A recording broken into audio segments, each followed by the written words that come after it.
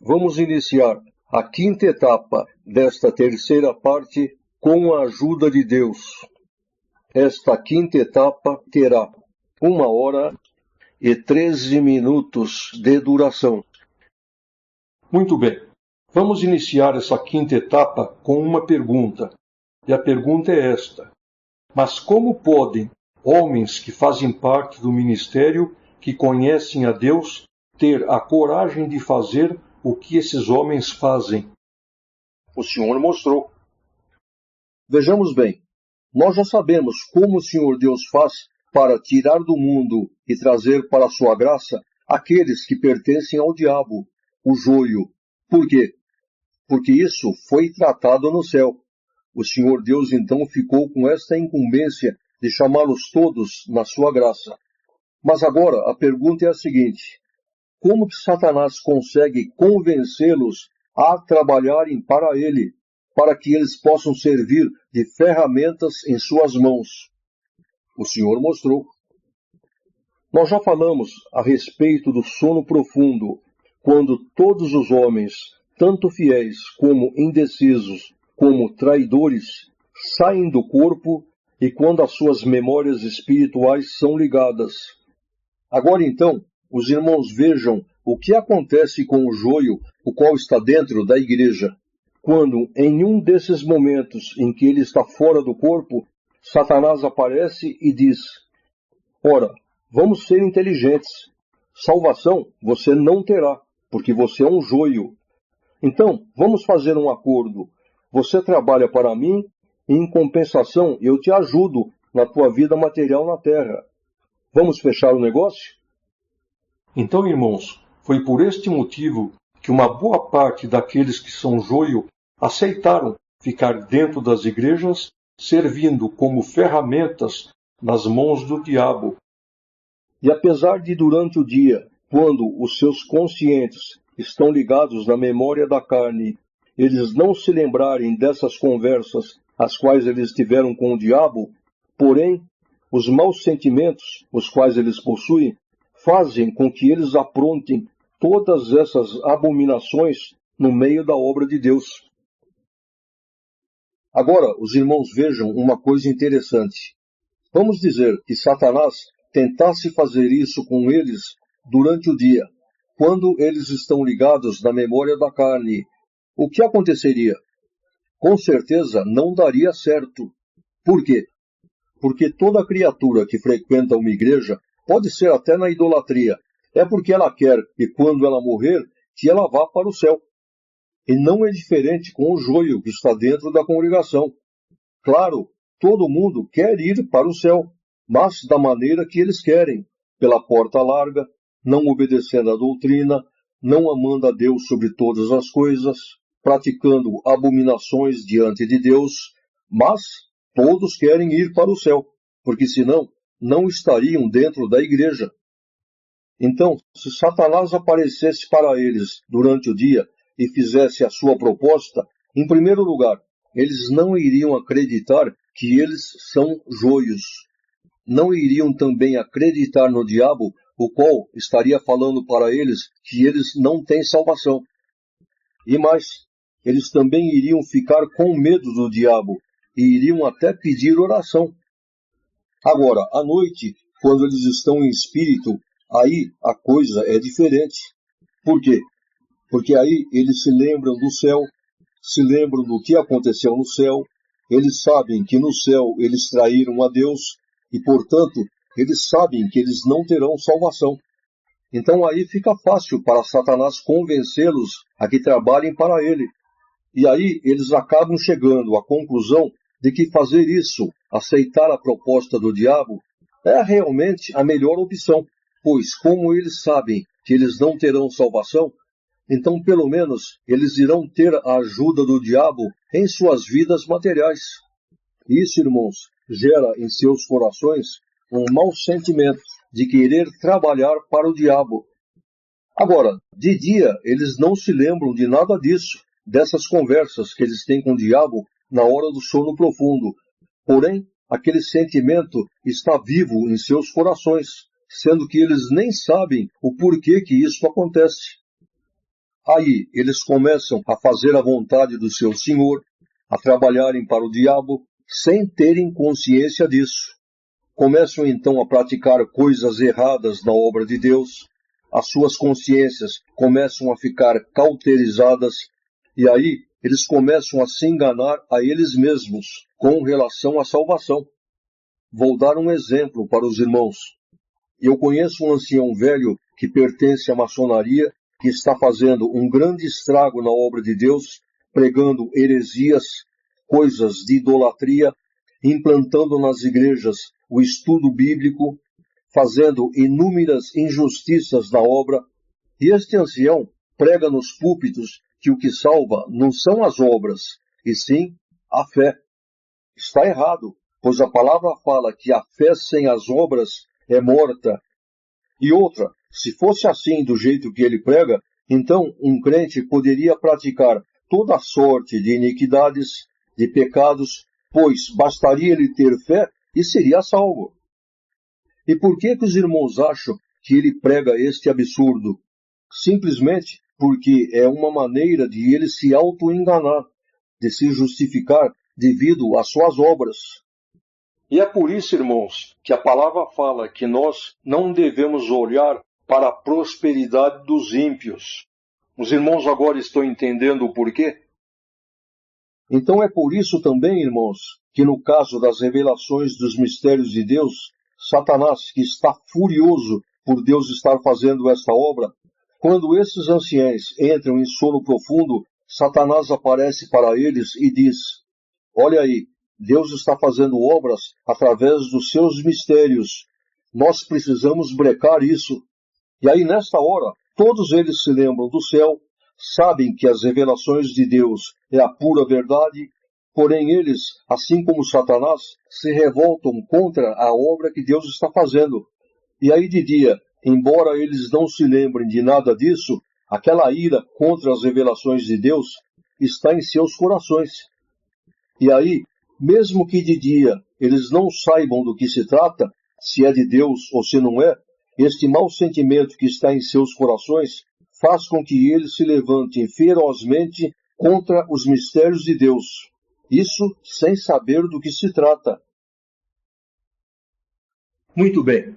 Nós falamos que de todo este povo que passa pela graça de Deus, somente 33% é que serão salvos. Consequentemente, 67% não se salvarão. Nós falamos também que o plano de Satanás era fazer com que somente alguns desses 67% pecassem, através daqueles 4 pecados de morte, os quais são o adultério, o sangue, a carne sufocada e a idolatria.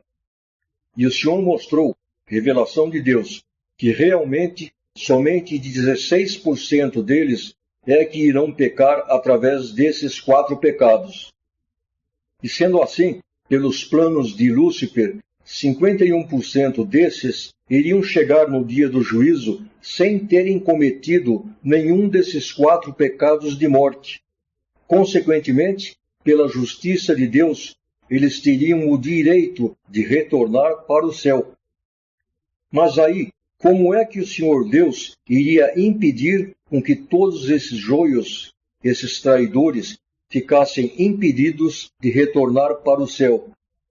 Foi aí que o nosso Deus, que é sábio, que conhece os corações, que sabia qual que iria ser a maior fraqueza do ser humano, que a maior dificuldade do ser humano iria ser controlar a sua língua, foi aí então que o Senhor Deus instituiu o pecado de blasfêmia contra o Espírito Santo como sendo o único pecado que não teria perdão. Só que aí, irmãos, o Senhor Deus viu a necessidade de ter que testar os corações. E é o que o Senhor Deus faz. O Senhor Deus cria situações na vida das pessoas para que, uma vez que elas se sintam pressionadas, elas ponham para fora tudo aquilo que elas possuem no coração. Só que agora, irmãos, observem um detalhe. Deus é justiça, e se ele pretendia testar o joio por questão de justiça, ele também teria que testar o trigo. Isso porque, dentro da sua graça, os direitos e as obrigações teriam que ser iguais para todos. Leitura número 74. Lucas 2, verso 25 ao 34. Havia em Jerusalém um homem cujo nome era Simeão, e esse homem era justo e temente a Deus, esperando a consolação de Israel, e o Espírito Santo estava sobre ele. E foi-lhe revelado pelo Espírito Santo de que ele não morreria sem antes ver o Cristo do Senhor. E pelo Espírito foi ao templo, e, quando os pais trouxeram o menino Jesus, para com ele procederem segundo o uso da lei, ele o tomou em seus braços, e louvou a Deus e disse: Agora, Senhor, despedes em paz o teu servo segundo a tua palavra, pois os meus olhos já viram a tua salvação, a qual tu preparastes perante a face de todos os povos, luz para alumiar as nações, para a glória do teu povo Israel. E José e a sua mãe se maravilhavam das coisas que dele se diziam. E Simeão os abençoou e disse a Maria, sua mãe: Eis que este é posto para a queda e para a elevação de muitos em Israel, e para sinal que é contraditado. Então vejamos bem, irmãos, o que Simeão profetizou a respeito do Senhor Jesus. Eis que este é colocado para a queda e elevação de muitos em Israel, e para sinal que é contraditado. Isso, irmãos, significa que a vinda do Senhor Jesus na terra teve dois objetivos. Primeiro, para elevar aqueles que são dele, e segundo, para a queda daqueles que foram indevidamente colocados em lugares celestiais. E por que sinal contraditado? Contraditado porque o Senhor Jesus seria realmente um sinal da parte de Deus, o qual todos iriam ver. Porém, este sinal iria provocar muitas contradições. Contradições, porém, na cabeça do joio. Agora, os irmãos observem que em toda a história do Senhor Jesus aqui nesta terra, como também em toda a história da obra de Deus, o Senhor Jesus, este sinal enviado do céu, propositalmente, ele provocou muitas contradições. Já começando pelo seu nascimento.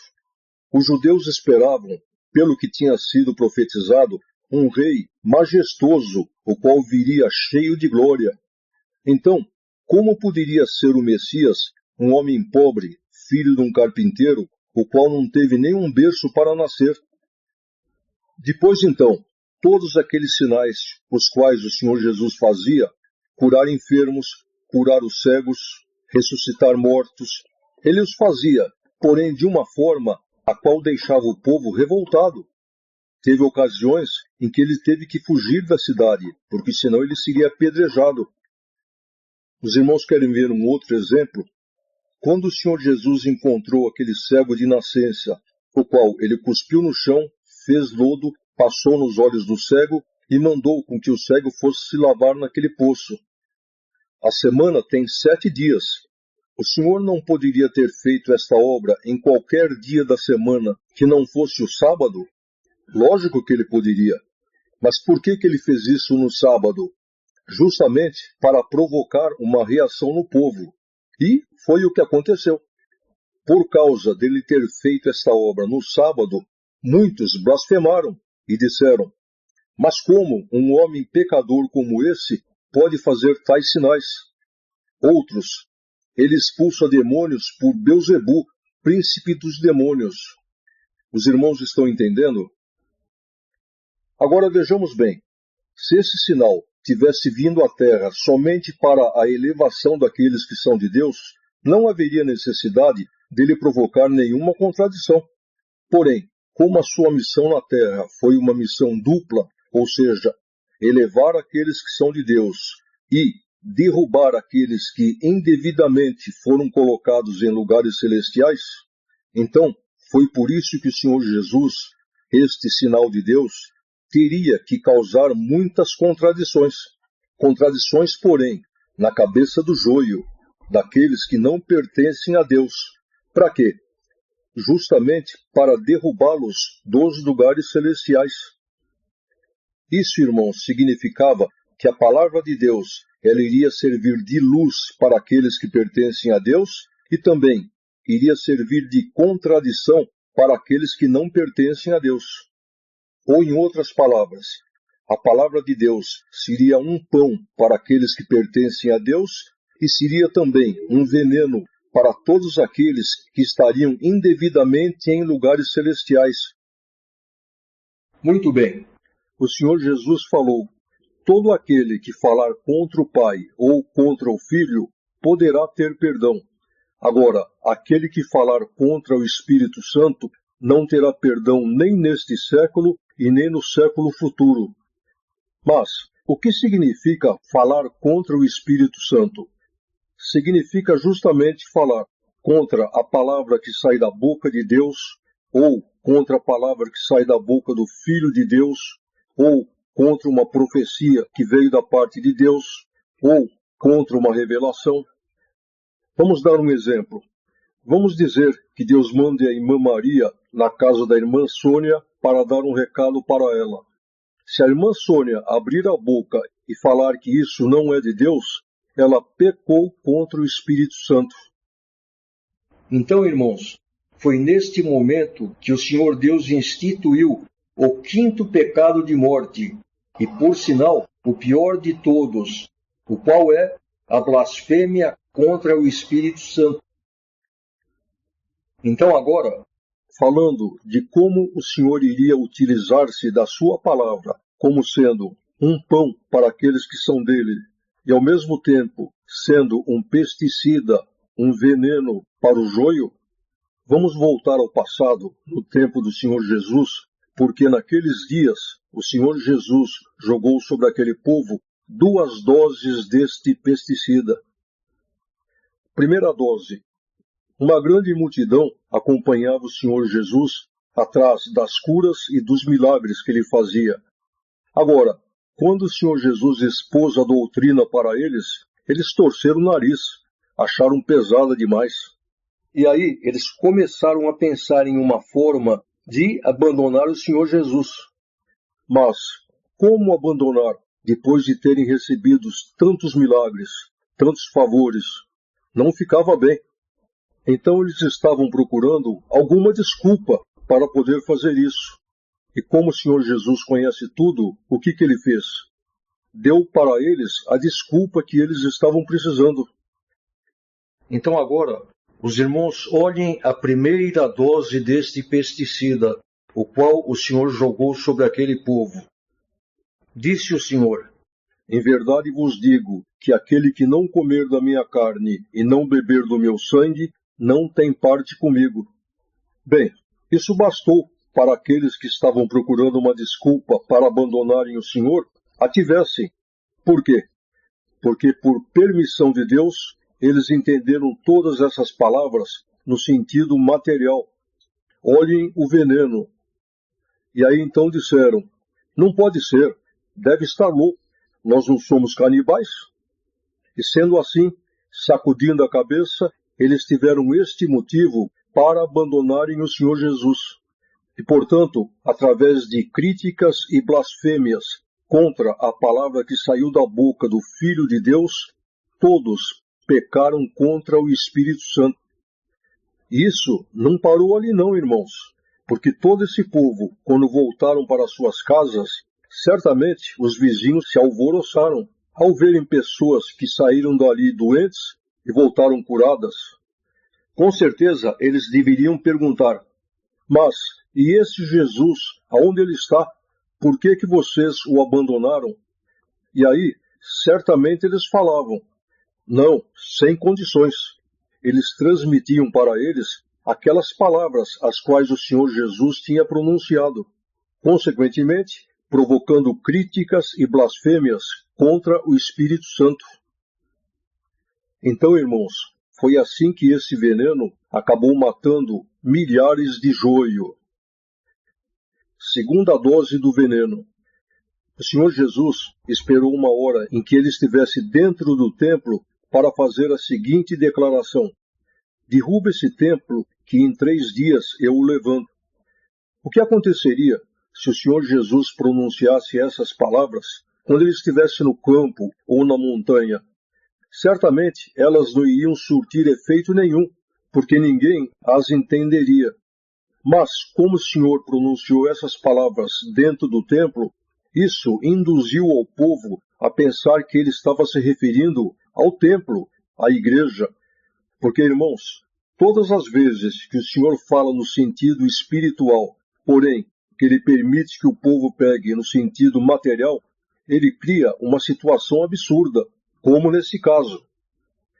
Em João 2, verso 20, está escrito que o templo demorou 46 anos para ser concluído. Então, olhem só, como levantar em 3 dias um templo que demorou 46 anos para ser construído? Olhem o veneno. E sendo assim, as críticas e as blasfêmias contra a palavra que saiu da boca do Filho de Deus matou milhares de joio. E mais, isso não parou ali não. Essa notícia correu por todo aquele lugar, consequentemente matando milhares de joio, que, apesar de não terem aceitado o Senhor Jesus como Filho de Deus, mesmo assim, eles achavam que tinham o direito de entrar no céu. E agora, os irmãos, vejam que interessante. Os soldados que agrediram o Senhor Jesus, pregaram na cruz, deram vinagre a ele no lugar de água, esses agrediram o Filho de Deus, porém não falaram contra a sua palavra. Então, quanto a eles, o Senhor Jesus disse: Pai, perdoai-vos, porque eles não sabem o que fazem. Agora, quanto àqueles que falaram contra a sua palavra, blasfemaram, esses não tiveram perdão. Muito bem. Até aqui, nós falamos a respeito da limpeza a qual o Senhor Deus fez no meio daquele povo, naquela época. Agora, então, vamos falar sobre a graça de Deus nos nossos dias. De uns anos para cá, o Senhor já vinha avisando pela sua palavra que haveria uma limpeza em sua obra. Em 2010, aqui em Santo André, em uma das congregações, o Senhor usou-se de um ancião que veio de fora e falou assim: hoje o joio está sufocando o trigo, ele está impedindo o crescimento do trigo. Mas eis que eu irei jogar sobre a minha obra um pesticida, e este pesticida irá matar tudo o que é joio. Em uma outra palavra, o Senhor falou: a minha obra é como uma árvore carregada de frutos. Muitos frutos, a sua aparência externa parece que é bonita, porém, se olharmos dentro, já está oco, já está comido pelos bichos. Eis que agora eu irei chacoalhar essa árvore e irão ficar somente aqueles frutos que estão bons, que são meus. Aí então, irmãos, um dia eu orando de madrugada, eu perguntei para o Senhor: Senhor, quanto irá sobrar? O Senhor respondeu: somente 15%. E teve irmão ancião que me contou que Deus já mandou palavra no meio deles, dizendo: vou fazer uma limpeza na minha obra, e esta limpeza irá começar pelo ministério. Para mim, o Senhor também falou isso, que essa limpeza iria começar pelo ministério, depois atingiria o povo. Só, irmãos, que eu imaginava que esta limpeza iria começar através de algum escândalo, devido a toda essa corrupção que tem no meio do ministério, máfias que estão saqueando a obra da piedade. Aí um dia, eu orando de madrugada, o Senhor me falou: não é por aí que vem a limpeza. A limpeza irá começar no dia em que você for chamado no braço. Dando uma pausa, os irmãos imaginem um domingo de manhã, nós fôssemos na porta da Igreja Católica, na hora em que estivesse acabando a missa, e perguntássemos para aquele povo: por que você vem na missa? Por que você vem à igreja todos os domingos de manhã? Certamente a resposta que a maioria iria dar seria essa: Eu venho na missa todos os domingos de manhã, porque quando eu morrer, eu quero ir para o céu. Então, irmãos, o joio que está dentro da graça de Deus, eles também querem ir para o céu.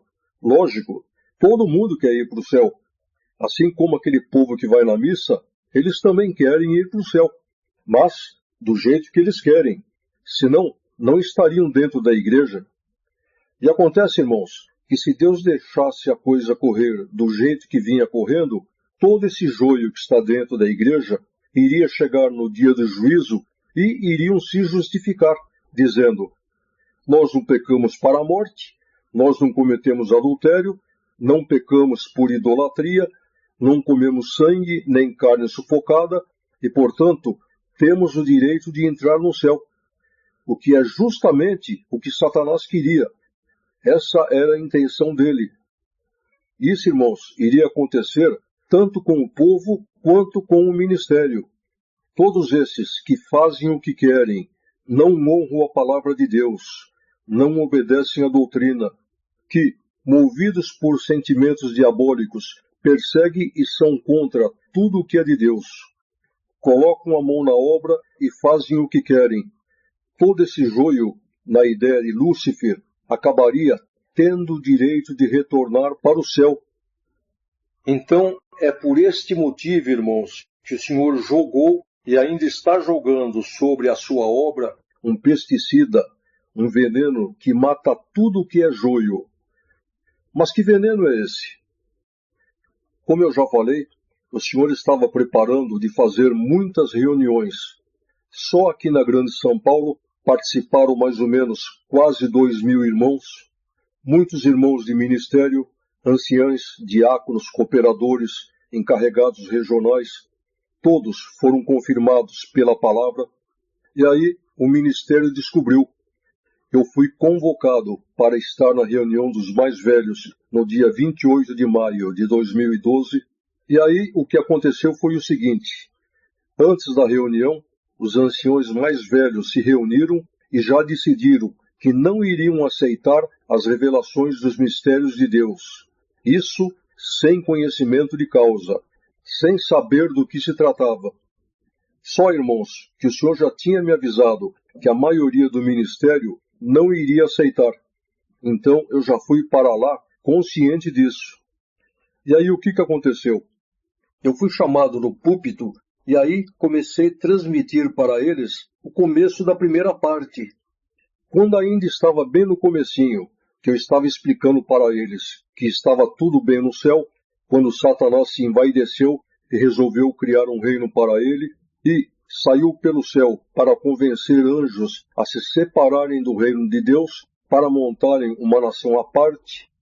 Nesse momento, eu já fui cortado. Aquele que estava presidindo me falou: o irmão, pare com isso, porque nós não aceitamos nada que não esteja na Bíblia.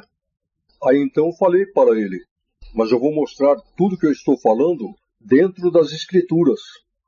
Aí ele me disse: não, nós não aceitamos, e tem mais.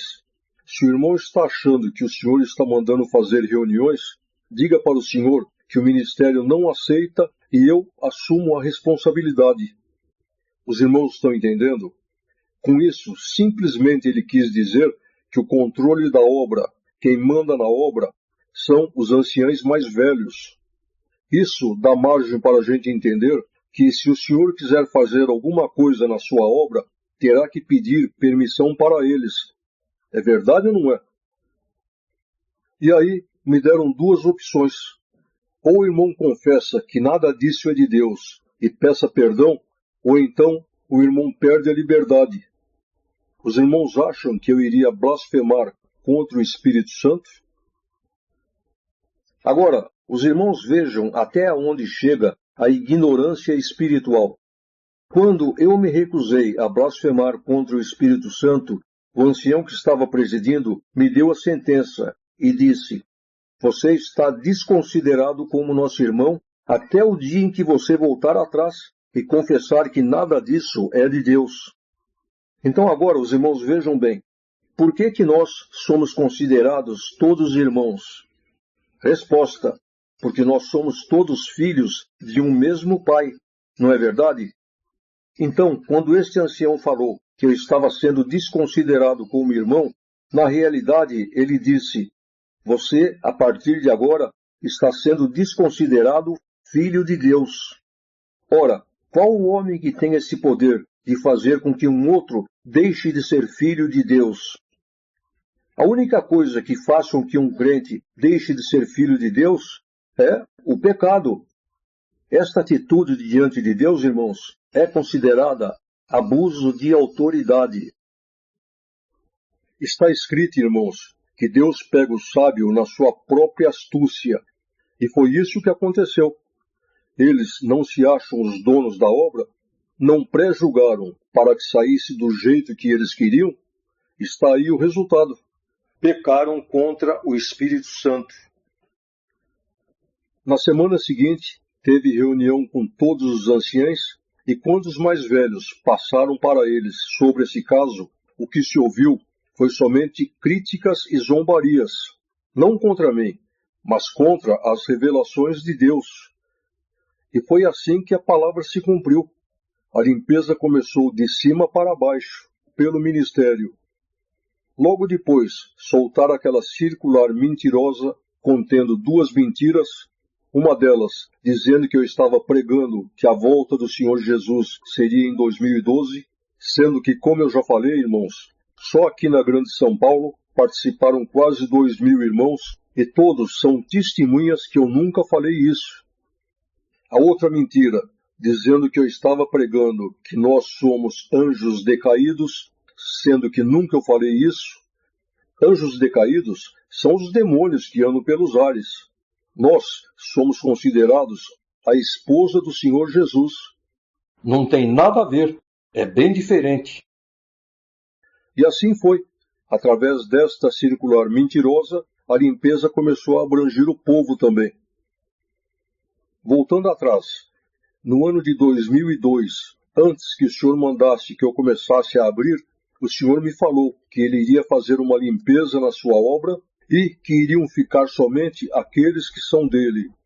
Quando estava chegando no ano de 2008, um dia o Senhor me deu uma revelação e mostrou-me uma aurora boreal. E nesta revelação eu me vi na Avenida do Estado, em São Caetano, era à noite, e foi então quando todas as torres transmissoras de energia elétrica, torres da Embratel, começaram a explodir, e uma voz falou comigo: é a aurora boreal. Resumindo, eu orei a Deus e perguntei ao Senhor: Senhor, foi tu que me destes esta revelação? E aí o Senhor respondeu: foi. E aí eu perguntei para o Senhor: mas Senhor, isso quer dizer que esta tragédia realmente irá acontecer? E o Senhor respondeu: sim, irá. E mais, o Senhor falou até o dia e a hora em que essa tragédia iria acontecer. Dia 16 de outubro de 2012, às 19 horas e 22 minutos. Passando uns dias, eu vi uma reportagem que estava previsto para acontecer no dia 21 de dezembro de 2012, um alinhamento galáctico, o qual acontece a cada 26 mil anos. Seria um alinhamento de todos os planetas do Sistema Solar com o Sol. Eu achei interessante, mas eu não dei muita importância a isso. Só que passando uns dias, eu vi uma outra reportagem, um cientista dizendo que isso realmente iria acontecer. Foi então que eu fui consultar o Senhor. Eu orei a Deus e perguntei: Senhor, isso realmente irá acontecer? E o Senhor respondeu: sim, irá acontecer. Então vejamos, irmãos, que esta resposta do Senhor foi no sentido material e realmente aconteceu no dia 21 de dezembro de 2012. E aí eu perguntei para o Senhor: Senhor, quais serão as consequências? E o Senhor respondeu. Ele respondeu no sentido espiritual. Porém, como era um teste que o Senhor estava fazendo, ele permitiu com que nós entendêssemos no sentido material. Então o Senhor falou: as consequências serão virada do eixo da terra. Tudo irá mudar. Lugares aonde chovia virarão desertos. E lugares aonde era deserto passará a chover. E aí, irmãos, nessas alturas, como eu já estava fazendo reuniões, o Senhor mandou-me com que eu falasse nas reuniões a respeito dessas duas tragédias. E eu, irmãos, obedeci o Senhor. Sempre no final da primeira parte, eu falava a respeito dessas duas tragédias. Só que aí eu observei que os irmãos ficavam maravilhados com o assunto da primeira parte, porém, quando era falado a respeito dessas tragédias, isso assustava os irmãos. Era como se fosse um balde de água fria. Aí, irmãos, eu cheguei até a pensar, eu vou parar de falar a respeito dessas duas tragédias. Porém, um dia em que eu estava orando, o Senhor me falou, tem que falar. Muito bem, eu obedeci o Senhor e continuei falando. Só, irmãos, que eu recomendava os irmãos. Os irmãos vão buscar a palavra.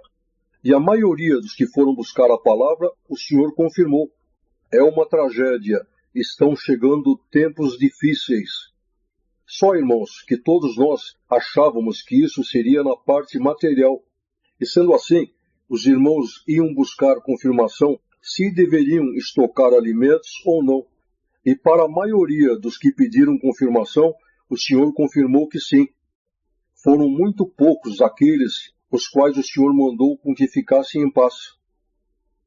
O Senhor mandou-me com que eu abrisse para um ancião aqui da região, e quando chegou no final da primeira parte, ele muito contente me falou, irmão, fazem 7 dias que eu estava no Brás, e pela palavra o Senhor falou-me que dentro de 7 dias iria me dar um presente espiritual.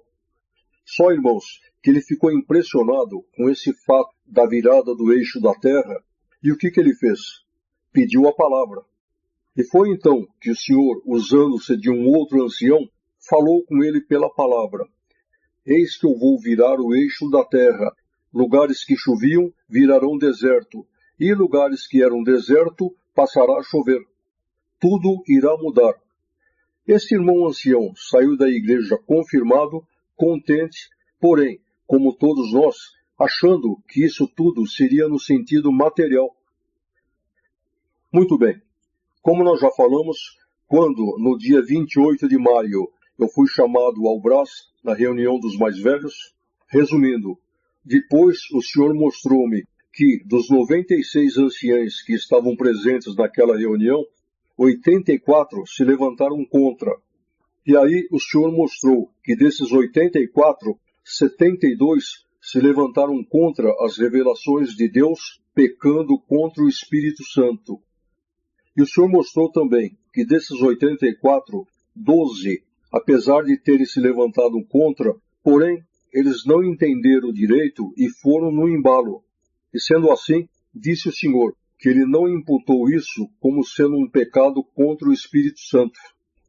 E assim sendo, o assunto se espalhou entre o ministério, depois, através daquela circular, começou a abranger o povo, sendo que aí as críticas e as zombarias contra as revelações de Deus começou também a abranger o povo. E aí aconteceu, irmãos, que este assunto de aurora boreal em 16 de outubro começou a assustar até o joio. E muitos deles, pensando na parte material, foram até buscar a palavra. E o Senhor os confirmou. Vai haver uma tragédia. Estão chegando tempos difíceis. E sendo assim, todos esses que foram confirmados começaram a se preparar para esta tragédia. Começaram a estocar alimentos. Conclusão. Quando em 16 de outubro não aconteceu a aurora boreal, muitos deles, os quais foram confirmados pela palavra em estocar alimentos, acabaram blasfemando contra as revelações de Deus. Os irmãos estão vendo? Olhem o veneno. Quando na noite de 16 de outubro não aconteceu a aurora boreal, eu pensei, se eu ficar aqui em São Paulo, amanhã eu não saberei o que responder. Então o que eu fiz? Naquela madrugada eu viajei para o estado de Goiás e chegando lá, imediatamente eu fui consultar ao Senhor.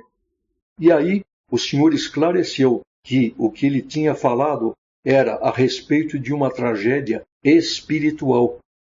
no dia 16 de outubro de 2012, às 19 horas e 22 minutos, quando não aconteceu o que nós estávamos esperando, a aurora boreal, no sentido material, todo o joio blasfemou contra as revelações de Deus.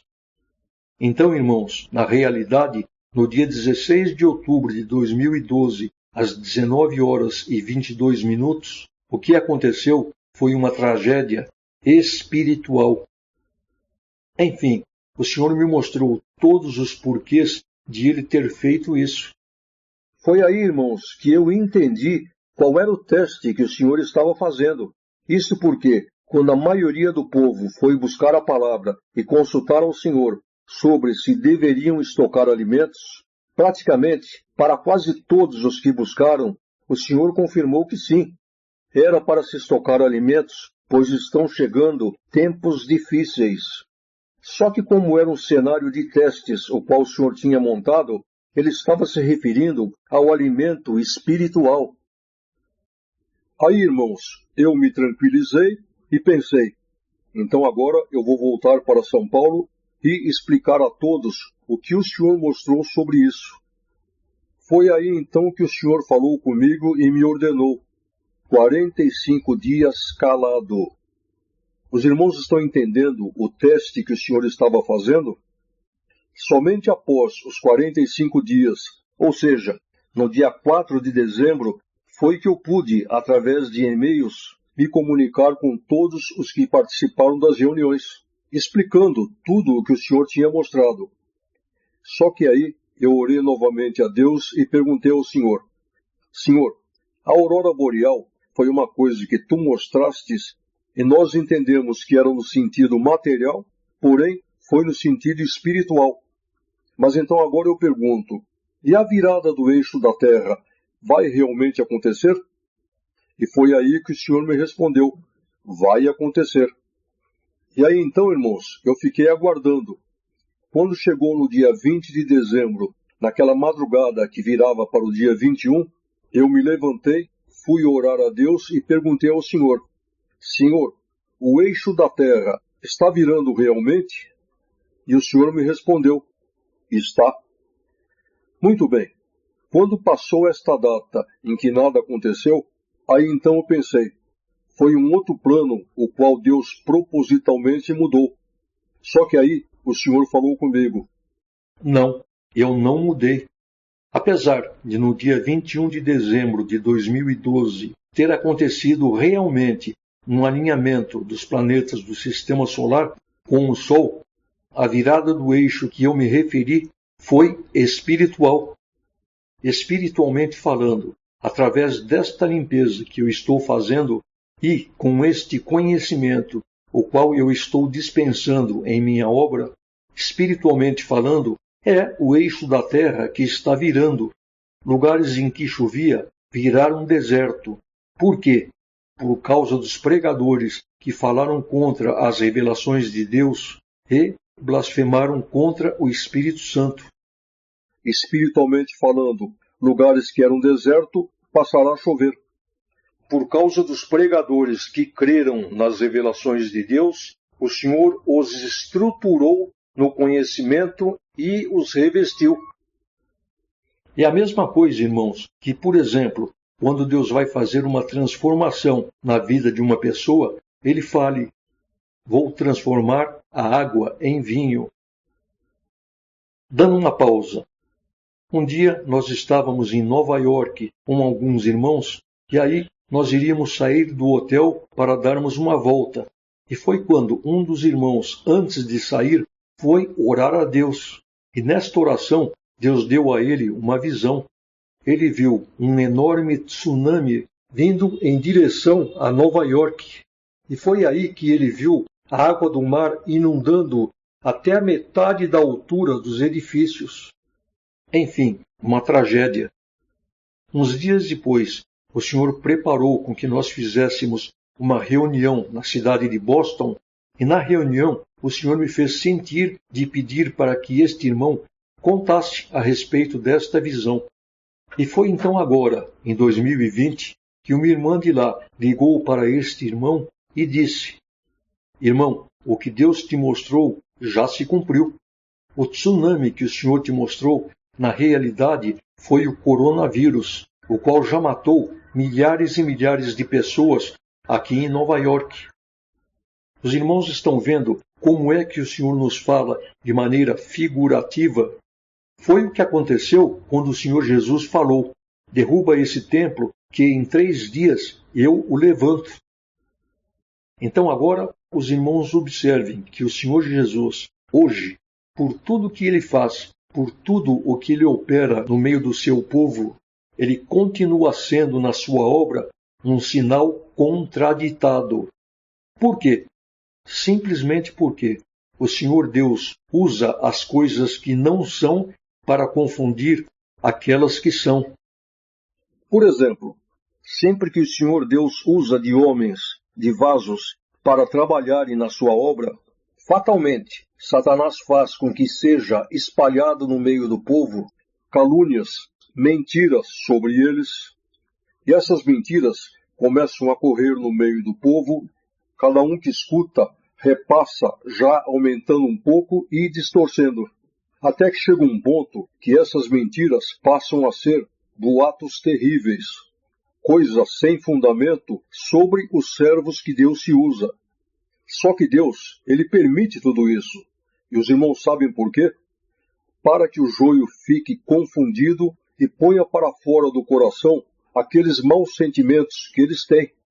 E aí eles acabam blasfemando sobre o que o Espírito Santo coloca na boca desses homens, consequentemente, pecando contra o Espírito Santo.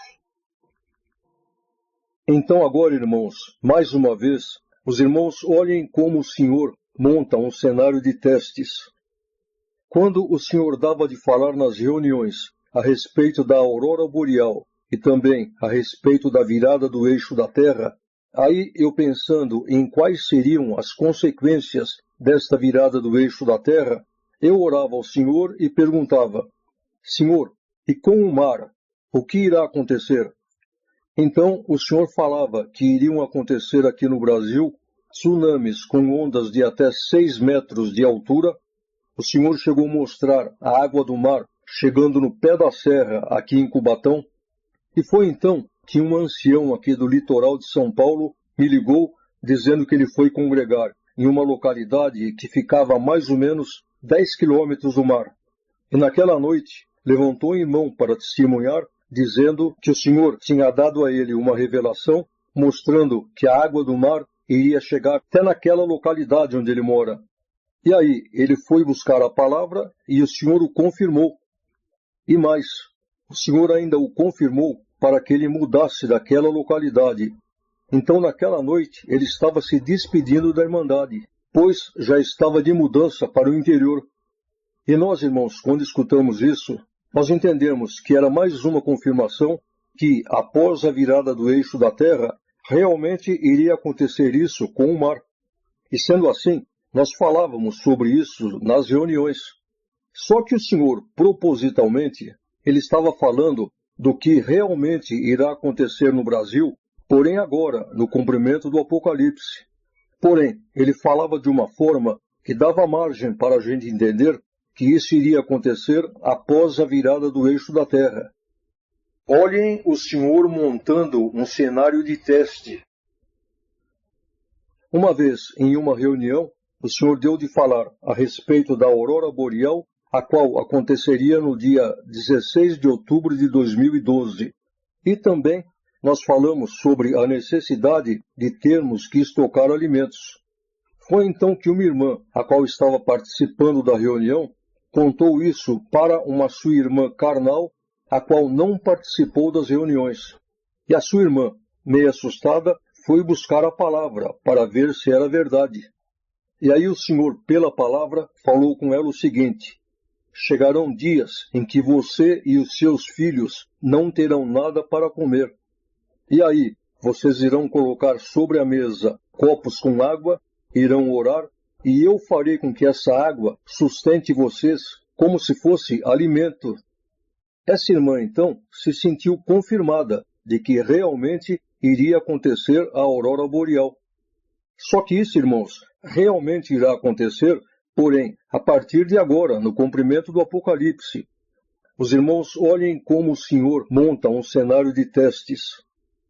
Quando não aconteceu a aurora boreal e nem a virada do eixo da Terra, muitos, os quais foram confirmados pela palavra, acabaram blasfemando contra as revelações de Deus. Dando uma pausa. No ano de 2001, nós possuíamos 2 empresas de confecção de roupas e tínhamos também muitas funcionárias que eram irmãs. Resumindo, por permissão de Deus, uma dessas empresas se quebrou e aí, para aquelas funcionárias que aceitaram fazer um acordo de parcelamento dos seus direitos trabalhistas, os acordos foram feitos e cumpridos. Porém, a maioria delas não aceitaram fazer acordo e já entraram na Justiça do Trabalho. Nessas alturas, eu era músico na minha comum congregação aqui em Santo André. E acontece, irmãos, que a maioria dessas irmãs que me levaram na Justiça pertenciam à minha comum.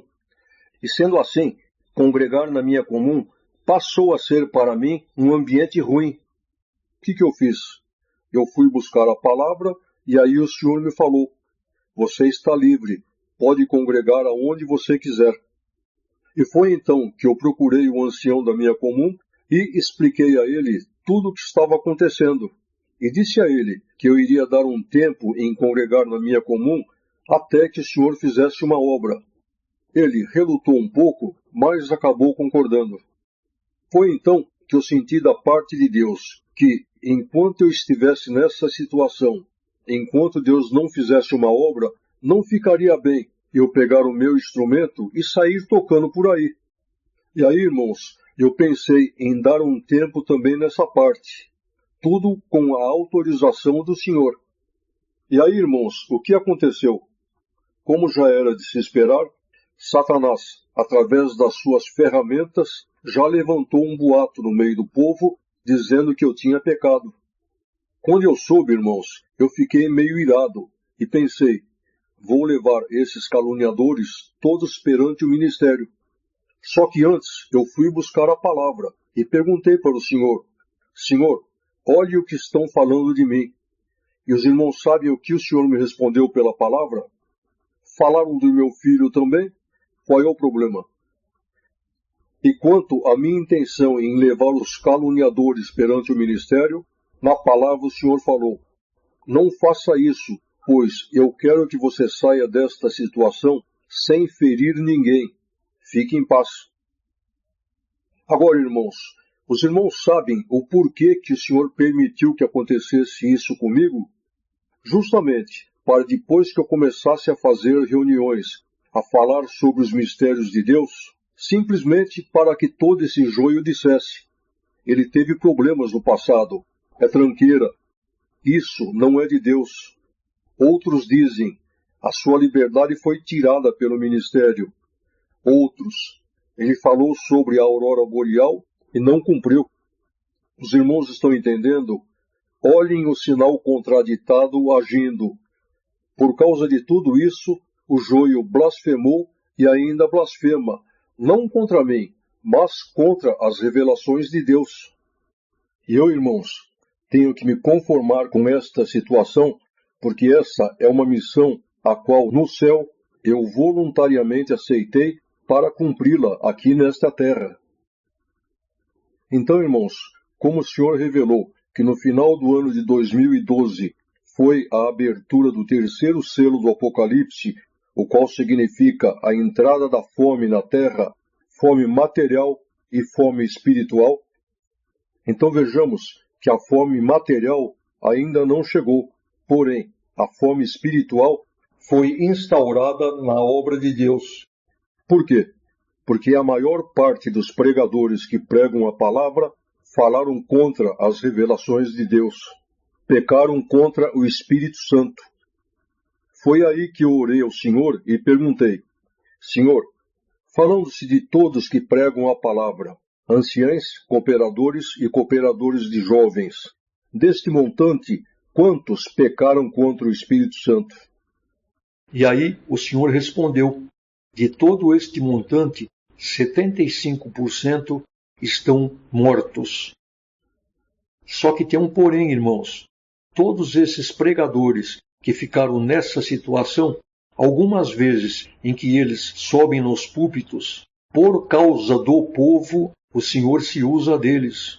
Isto porque o Senhor nunca deixou com que os seus filhos necessitados ficassem sem a palavra. Agora, esses pregadores que ficaram nesta situação, apesar de vez em quando, por causa do povo, o Senhor se usar deles, mesmo assim, eles passaram a se sentir vazios. Muitos deles que no passado tiveram revelações de Deus, agora eles passaram a pregar pela prática. Todas aquelas revelações as quais eles tiveram, agora eles passaram a repeti-las por conta própria. Uns dias antes desta limpeza, um irmão ancião me contou que o Senhor mostrou o seguinte: o Senhor irá obrigar Satanás a pegar uma vassoura e varrer para fora da igreja todo o lixo que ele colocou.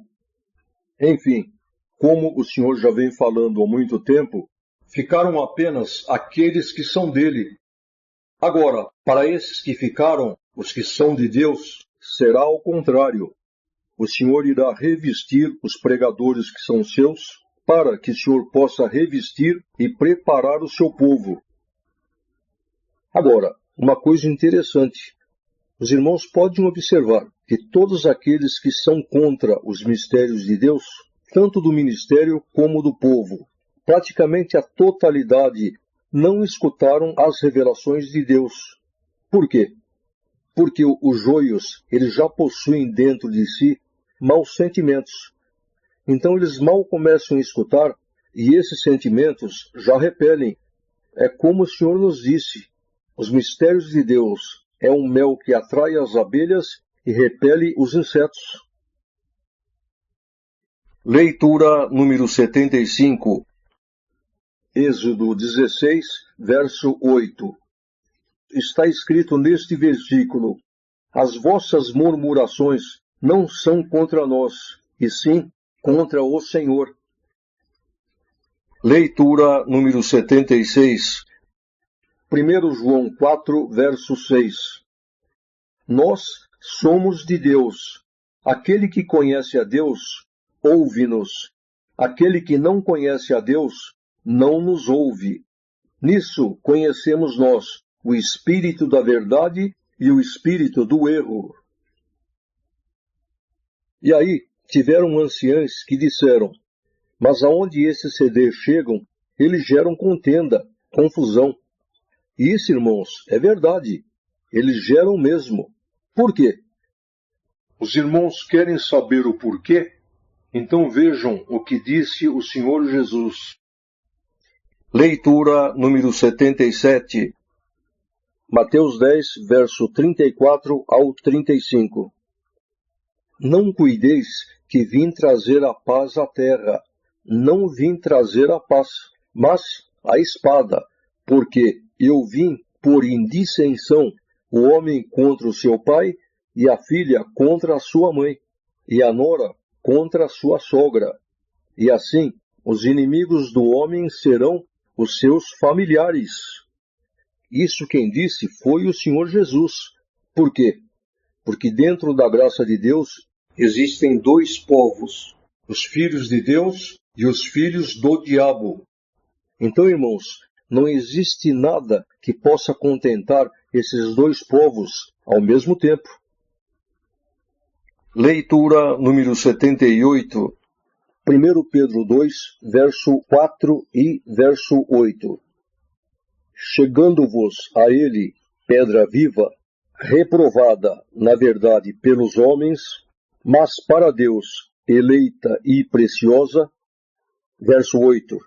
É uma pedra de tropeço e rocha de escândalo para aqueles que tropeçam na palavra, sendo desobedientes para o que também foram predestinados. Voltando a falar de como o Senhor Deus testa os corações, criando situações na vida dos crentes, as quais fazem com que eles coloquem para fora tudo aquilo que eles têm no coração, então os irmãos vejam bem. Deus é justiça, e se ele fizer isso somente com o joio, todo o inferno irá chamá-lo de injusto. Como? O joio tu testas, e o trigo não? Então, irmãos, é por causa disso que nós, os filhos de Deus, também temos que ser testados.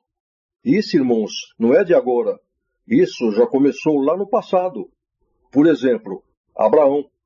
O Senhor não mandou com que ele oferecesse em holocausto o seu próprio filho, e ainda mandou com que ele caminhasse durante 3 dias, somente para dar tempo para que ele refletisse e fosse testado? Foi isso o que aconteceu nesta limpeza. Todos aqueles que blasfemaram contra as revelações de Deus pecaram contra o Espírito Santo. Muito bem. Nós falamos que de todos os que haveriam de passar pela graça de Deus, 67% haveriam de pecar.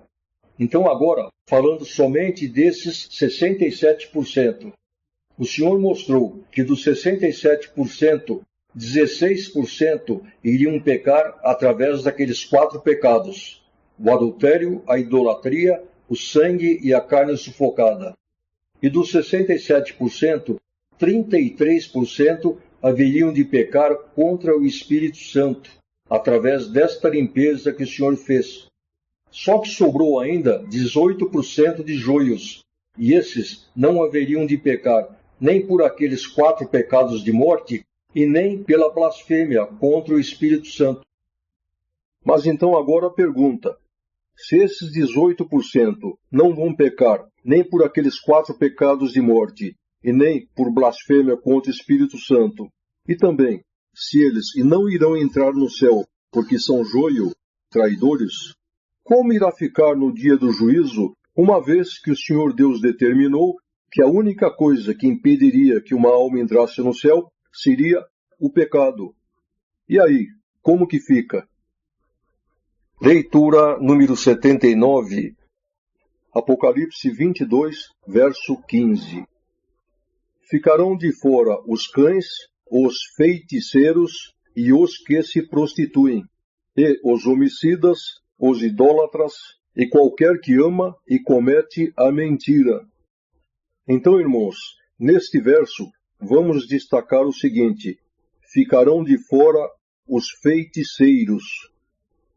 Mas espera aí, o que os feiticeiros têm a ver com esses 18% que não haverão de pecar contra o Espírito Santo e nem através daqueles 4 pecados de morte? O que tem a ver? Leitura número 80, 1 Samuel 15, verso 23. Porque a rebelião é como o pecado de feitiçaria.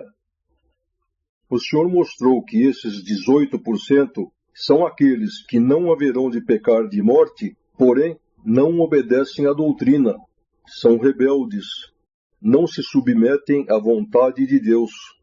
E aqui, irmãos, está falando bem claro: a rebelião é como o pecado de feitiçaria. Então, irmãos, é por esse motivo que aqueles que são rebeldes, não obedecem à palavra de Deus, não obedecem à doutrina, também ficarão impedidos de entrarem no céu. Então, irmãos, para concluirmos o assunto sobre o nosso primeiro objetivo na graça, o qual é guerrearmos contra o diabo, vamos falar de um último ponto muito importante, o qual passa desapercebido pela maior parte dos filhos de Deus. Este assunto chama-se o tráfico de drogas espiritual. Os irmãos imaginem uma fábrica de pão, como por exemplo a Puma. Ela fabrica aquela quantidade de mercadoria, e qual é o interesse dela? É desovar, é jogar no mercado e transformar aquilo em dinheiro. E como é uma mercadoria boa, ela pode colocá-la em supermercados, padarias, armazéns. Agora, assim como existe o fabricante bom, existe o fabricante mau, aquele que fabrica a cocaína. E qual é o interesse dele? É a mesma coisa: desovar, jogar no mercado, transformar em dinheiro. Porém, como é uma mercadoria má, eles não podem ficar colocando elas em farmácias, supermercados, não é verdade? Então, como que esses fabricantes fazem para desovar essa mercadoria? É através dos traficantes, que andam correndo pelo mundo levando a droga. Espiritualmente falando, também tem a mercadoria boa, que é a palavra de Deus, as coisas de Deus. E como é uma mercadoria boa, ela pode ser falada nas congregações, em reuniões, no meio da irmandade. E é a mesma coisa, espiritualmente falando, assim como tem a mercadoria boa, tem a mercadoria má, que são as coisas do diabo, tudo o que é da parte maligna. E Satanás, ele precisa que a sua mercadoria seja divulgada, porque senão não funciona. O principal motivo pelo qual Satanás quer que a mercadoria dele corra é simplesmente para fazer com que os crentes se desfoquem das coisas de Deus e fiquem focados naquilo que é dele, naquela mercadoria que não presta. Então, por exemplo, vamos dizer que hoje lá em Manaus, Deus faça uma obra de milagre. Os irmãos sabem quando que nós aqui em São Paulo vamos ficar sabendo? Só quando vier alguém de lá, e se vier ainda. Agora, se hoje Satanás aprontar uma lá em Manaus, a semana que vem o Brasil inteirinho está sabendo. Por quê? Por causa dos traficantes. Há muitos anos atrás, por permissão de Deus, para que eu aprendesse, eu passei por um processo, ou seja, passei por uma fase em que eu só via coisas erradas na obra de Deus. E parece que era uma tentação. Eu focava somente no movimento que o diabo fazia. Aí um dia eu estava na congregação e o Senhor mandou a palavra assim: e o que eu faço? Você não vê? Aí é que me caiu a ficha. Foi aí que eu fui perceber quanto tempo que a gente perde se focando naquilo que não presta, ao invés de se ligar naquilo que é de Deus. Então, irmãos, este é o objetivo do diabo: desfocar a gente daquilo que é de Deus e fazer com que a gente fique focado naquilo que é dele. Então agora, irmãos, a conclusão é esta: todo aquele que leva para frente coisas más está trabalhando para o diabo, mesmo que ele esteja falando a verdade. Mas está traficando mercadorias más. Materialmente falando, já aconteceu casos de uma pessoa de bem ter amizade com um traficante, porém, sem saber que ele era um traficante. E aí um dia, essa pessoa falou para o seu amigo: eu estou viajando para a Europa. Aí o traficante falou assim: você vai? Então faz um favor para mim. Leva uma filmadora para um amigo meu, ele irá pegá-la lá no aeroporto de Paris. Aí a pessoa, na simplicidade, levou a filmadora e mal ele sabia que dentro da filmadora estava cheio de cocaína. E sendo assim, ele se transformou em um traficante involuntário. Dentro da congregação existem duas obras. Tem Deus fazendo uma obra de salvação e tem o diabo fazendo uma obra de destruição.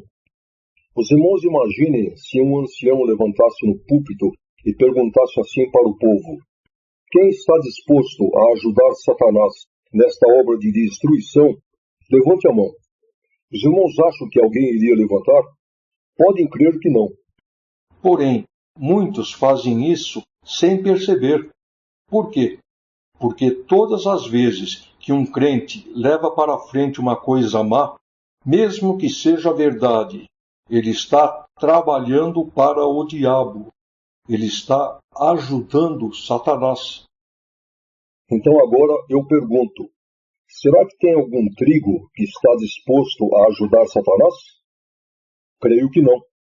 Então, irmãos, vamos ficar atentos para que nós possamos evitar que mesmo às vezes na simplicidade nós venhamos a fazer isso.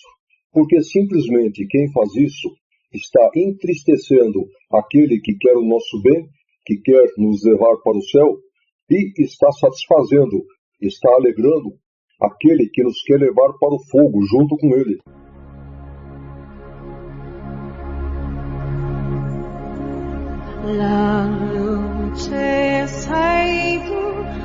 Bem, irmãos, Chegamos então ao final da quinta etapa desta terceira parte com a ajuda de Deus. Nel buio solo mai resterò e luce mi farai tu. Se cammino qua giù in questa luce di Gesù Cristo vedrò nel regno del Signore e contemplerò tutto lo splendor del buon Redentor che allegria la non v'è tristezza né dolor ma eterno amor.